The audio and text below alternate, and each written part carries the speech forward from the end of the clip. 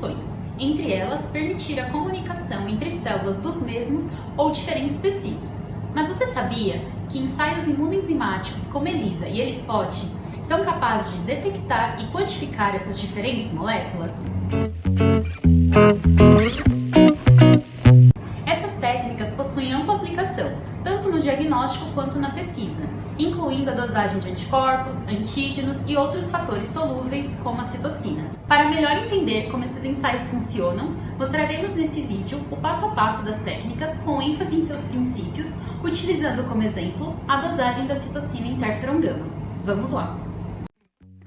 Ambas as técnicas se baseiam na detecção de antígenos-alvo, utilizando anticorpos específicos e um sistema que detecta e quantifica a ligação antígeno-anticorpo.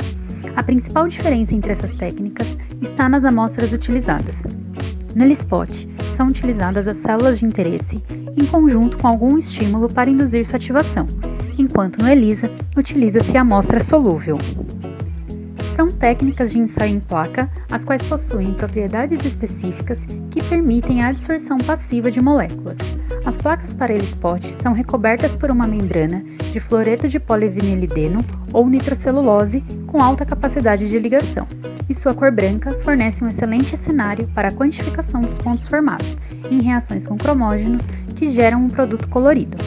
De maneira semelhante, as placas de ELISA são produzidas em poliestireno com uma superfície de alta ligação, chamada de Heimbinding, que são projetadas para facilitar a ligação de grandes biomoléculas com grupos iônicos e ou regiões hidrofóbicas.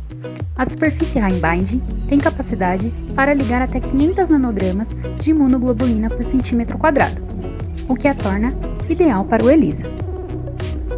A sensibilização é a primeira etapa da técnica e é o que garante a especificidade do ensaio realizado.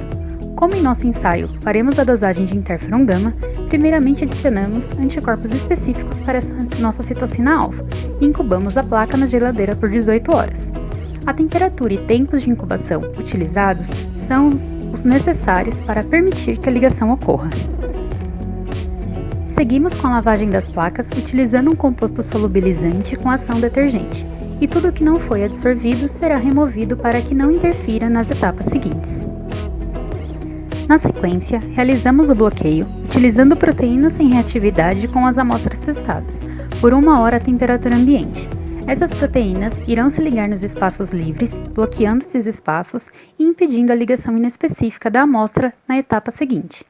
Isso se dá pelo fato de que a constante de ligação do anticorpo e do antígeno será maior do que a das proteínas inespecíficas do soro e, por isso, em excesso, o bloqueio compete por ligações inespecíficas, mas não pela ligação específica antígeno-anticorpo.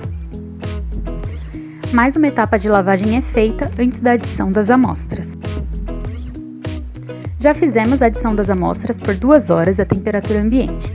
Lembrando que o ELISpot avalia a resposta celular, portanto aqui utilizamos células mononucleares do sangue periférico.